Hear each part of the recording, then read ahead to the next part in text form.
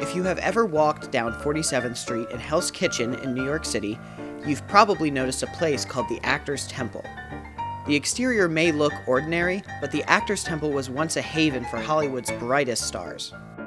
We are an historic landmark, a national landmark from 1923. In the 1920s and before, actors, actresses, dancers, singers were lowlife. They were outside of society. They didn't have the option of going just to any synagogue. When Rabbi Bernard Burstein came into the synagogue, he stood for acceptance. Rabbi Burstein went to Broadway and made friends with Sophie Tucker and Red Buttons. He had been going back to try to get into her dressing room. She would not see him. She said, "I don't want to see any rabbis. I'm not a religious person. Go away." He finally gained entry to her dressing room. And one of her big numbers was a song called A Yiddish Mama. She used to sing, A Yiddish Mama. So he said to her, "Sophila, who's going to say Kaddish for your Yiddish mama?" Her emotions were touched. She said, "Okay, I'll come and see what this synagogue is all about." That was the very beginning, and that's how we became the Actors Temple. And soon after, the congregation grew. Al Jolson, Red Buttons, Milton Berle, Shelley Winters, two of the Three Stooges, perhaps three. So you can see Jack Benny's very young here. Here, Eddie Cantor's also very young. Sandy Koufax has attended here, Hank Greenberg, Bert Lahr. A perfect gem. On the holidays, there used to be standing room only. But they came here for Shabbat services. They came here really to pray. And when they came, they occasionally brought their non-Jewish friends, including Frank Sinatra.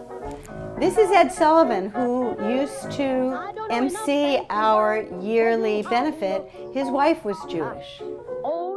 When actors came here, they felt they had a home, and that was very important for them. Eventually, the entertainment scene in New York began to decline, and so did the Actors Temple, as many of the actors left to seek their fortunes in Hollywood. Years and decades passed, with the glory days a forgotten memory, until one day, Rabbi Jill Hausman walked in the door. I feel that I was kind of tapped on the shoulder by God. And when I came in November of 2005, there were perhaps 6 people. And I thought, oh dear, this is very sad. And I was hired and began officially at the end of June 9 years ago. I thought there was a lot of potential. There was nowhere to go but up. Indeed, I sometimes feel that I was hired to perform mouth-to-mouth resuscitation on this congregation. In 2006, Rabbi Hausman and the congregation did just that and made the synagogue available as an off-Broadway theater. They removed the pews and replaced them with newly purchased chairs.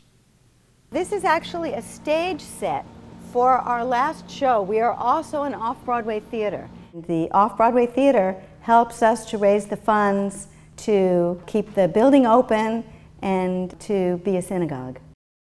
There is a rehearsal going on right downstairs for an event tonight. Who knows what you call it, but it's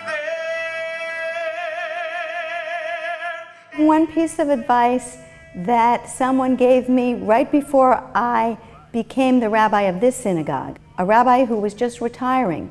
He said, make sure it's not all about the money. Synagogues scrape by, just as we're scraping by. We can always use any donations from anyone. We're always grateful.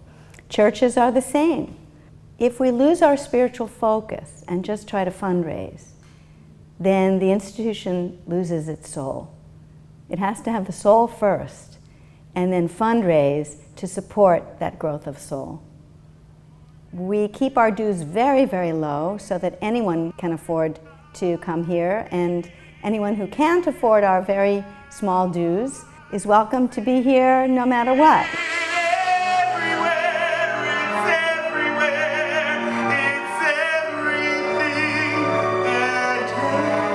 Sharing a space with performers isn't strange for this rabbi. She is a classically trained singer herself. I'm always performing here. It's a lot of fun.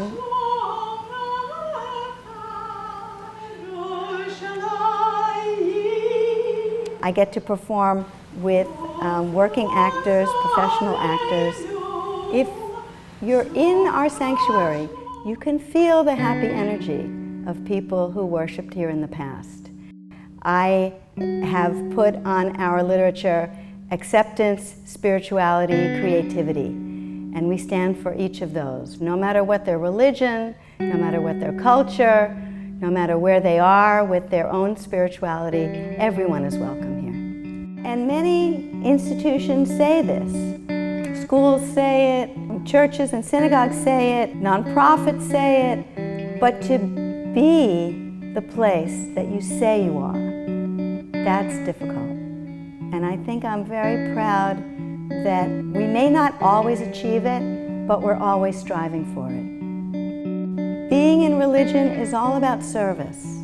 It's all about being there for people, helping people, and it's one of the most satisfying things that anyone can do. I want the members who are here to be an authentic, compassionate community for each other. This, as an historic synagogue, has a mission to continue the legacy of Jewish people in show business. It's important for me to do everything I can to make sure that we continue not only as an historic landmark, but as a synagogue.